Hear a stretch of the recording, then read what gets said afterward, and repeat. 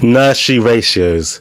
This is one of those things that sounds simple until you actually start planning a nursery, because on paper it looks easy.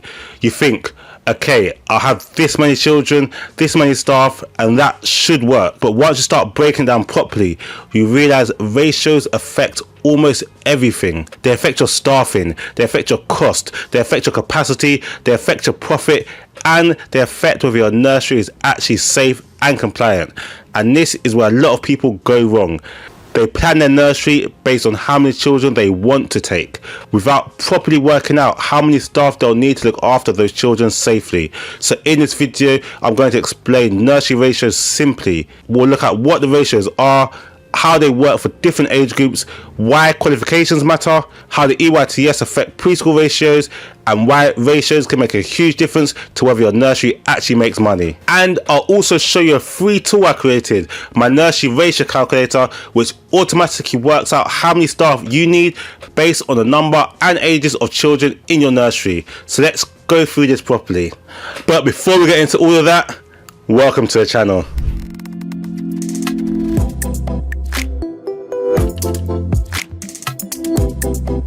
Welcome to the channel Open Nursery with myself, Kurt Diania, where I support people across the UK with opening nurseries, preparing for Ofsted and understanding the EYFS and setting up their nursery business properly.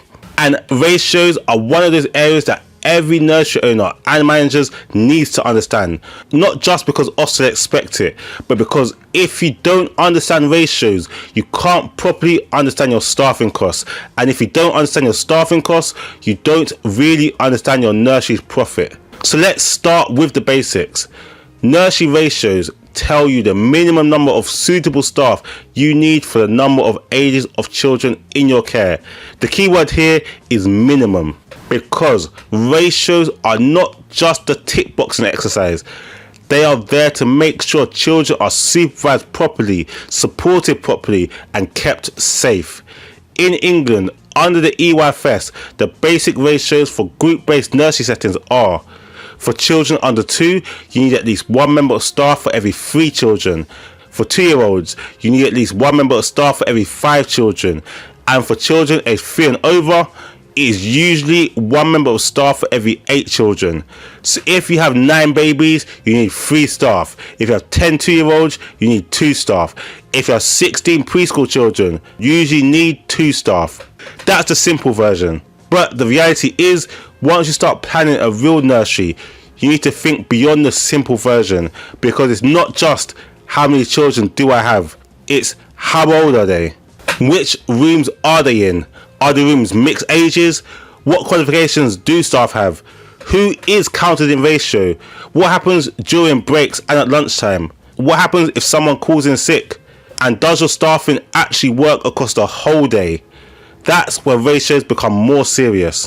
One of the biggest things to understand is that different age groups create different staffing demands. A baby room is very different to a preschool room. Babies need more staff, so even if baby fees are higher, the staffing cost is also much higher. For example, if you have 12 babies, you need at least 4 members of staff, whereas if you have 12 preschool children, you only need 2 members of staff, under the usual 1:8 ratio. So the age mix of your nursery can completely change your staffing costs. This is why 2 nurseries with the same number of children can have a completely different financial result. One nursery might be full of babies and need more staff, and another might be full of preschool children and need fewer staff. Same number of children, different staffing costs, and a completely different profit. And this is something I always tell people when they're planning a nursery. Don't just ask how many children can I take. Ask what ages are those children, because that changes everything. Now let's talk quickly about something a lot of people hear about but don't always fully understand. For children aged 3 and over, the standard ratio in registered early provisions is usually 1 adult to every 8 children.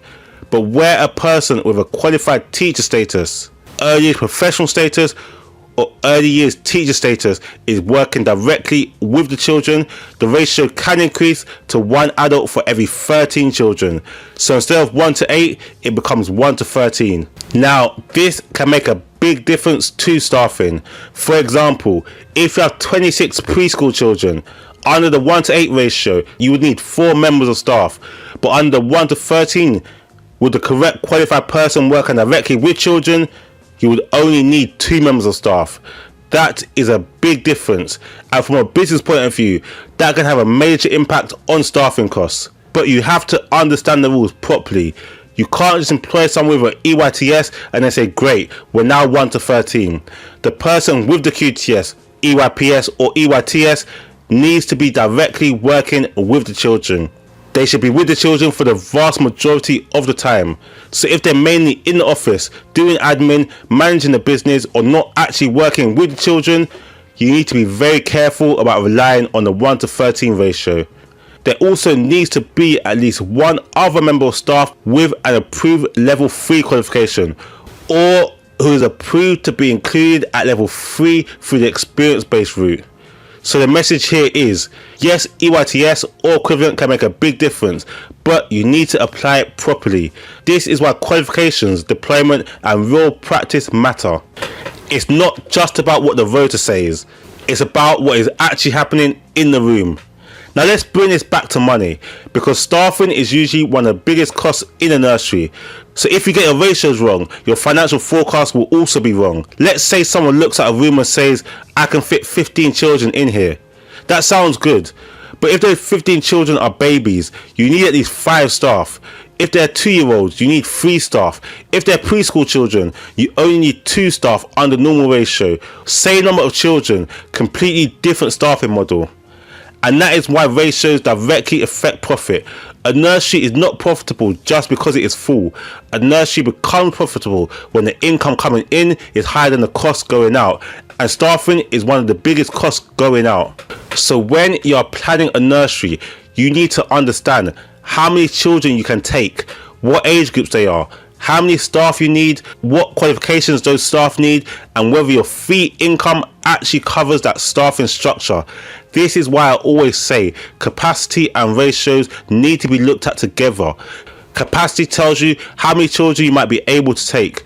Ratios tell you how many staff you need to safely care for them. And profit sits in the middle of those two things. There are a few mistakes I see quite often. The first is planning capacity without planning staffing. People get excited about how many children they can fit in a room, but they haven't worked out the staff cost properly. The second mistake is forgetting breaks. You might have enough staff at 10 AM when everyone is in the room, but what happens when someone goes on lunch? What happens when someone has to change a nappy? What happens when a child needs one-to-one support? And what happens when a staff member phones in sick? Being in ratio on paper is not the same as managing ratios across a full day nursery. The third mistake is assuming every staff member counts in ratio in the way you want them to. You also need to think about qualifications, suitability, deployment, pediatric first aid, and whether they are actually working directly with children. The fourth mistake is relying too heavily on minimum ratios. Minimum ratios are the legal baseline, but sometimes a room needs more staff than the minimum. If you have children with additional needs, settling in children, lots of new staff, or a room that is difficult to supervise, you may need more staff to keep the environment safe and calm. So ratios are the starting point, but professional judgment still matters. One thing I want to make clear is that ratios are not something you calculate once. They need to work across the full day. Think about a normal nursery day. You've got children arriving at different times. Some staff may start early, some may start later. You've got breakfast, free play, garden time, lunch, sleep routines, nappy changes, staff breaks, and collection times, and all of that affects deployment. So when you're planning ratios, you need to think practically. Can staff move safely between rooms? Are children supervised during transitions? Who covers when someone goes on break? Who supports lunch? Who covers sleep checks? Who stays outside? Who answers the door? This is why ratios are not just a maths problem, they're an operational issue. A nursery can technically be in ratio, but still feel stretched if staff are not deployed well. And Ofsted will look at that. They're not just interested in whether you have the right number of adults in the building. They'll want to see that children are properly supervised and staff are deployed effectively. Now, because ratios can be confusing, I have created a free nursery ratio calculator, and this has been used by thousands of nurseries and people planning to open nurseries. The idea is simple. You enter the number of children by age group and it automatically calculates how many staff you need. So instead of sitting there trying to work it out manually, you can put in how many babies you have, how many 2-year-olds and how many preschoolers, and it gives you the staff requirement.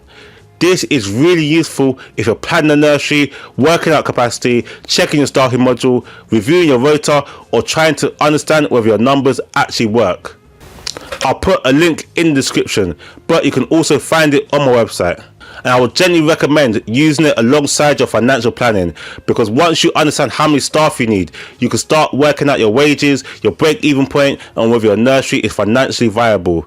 So let's do a simple example. Let's say you're planning a small nursery with 6 babies, 10 2-year-olds and 16 preschoolers. For the babies, at 1 to 3 you need 2 staff, for 2-year-olds 1 to 5 you need 2 staff, and for the preschool children 1 to 8 you need 2 staff. So before you even thought about breaks, sicknesses, holidays or opening hours, you're already looking at 6 members of staff, and that's just the minimum structure. Now imagine you didn't work it out properly before opening. You could easily underestimate your wage costs by thousands of pounds per month, and that's when nurseries get into trouble. Not because the nursery idea was bad, but because the staffing model wasn't planned properly. That's why ratios need to be understood before you sign a lease, before you set your fees, and before you start hiring. From an Ofsted perspective, ratios are linked to safeguarding and welfare. They'll expect you to understand how you keep children safe, how you deploy staff, how you maintain ratios, and how you manage busy points of the day, and how you make sure children are supervised properly. So if you're open nursery, don't just memorize the ratios, understand how they work in practice, because during your registration visit or inspection you may need to explain how many children you plan to take, how many staff you need, how rooms will be organized, and how you maintain safe supervision throughout the day. And this is where a lot of people become unstuck. They know the numbers, but they haven't thought through the reality. So if you take one thing from this video, let it be this: ratios are not just a compliance rule. They are one of the foundations of your nursery business. They affect safety, staffing and profit, and they affect whether your nursery feels calm and manageable or stretched and stressful. So before opening your nursery, make sure you understand your ratios properly. Use the nursery ratio calculator. Check the latest EYFS framework. Think about qualifications. Think about deployment. And most importantly, think about whether your staff model actually works across the full nursery day. And if you're planning to open nursery and you want step-by-step guidance through the whole process, my course walks you through everything properly. Not just ratios, but choosing the right building, calculating capacity, understanding your costs, preparing for Ofsted, policies, registration, staffing, and how to actually get open. Because open nursery is not just about having a dream, it's about building something that works. So if you want to understand this properly and avoid expensive mistakes, I'll put a link to the course below. And if you already have a building or numbers you want me to sense check, you can also book a consultation. That way we can go through your setup, your capacity, your ratios and your numbers together. And if you find this video useful, make sure you subscribe, because this channel is all about helping you open, run and grow successful nurseries. And next, I'd recommend watching my video on how to choose the right nursery building, because once you understand ratios, the next thing you need to understand is how your building affects capacity and profit. But I want to thank you for watching, and I will see you on the next video. God bless.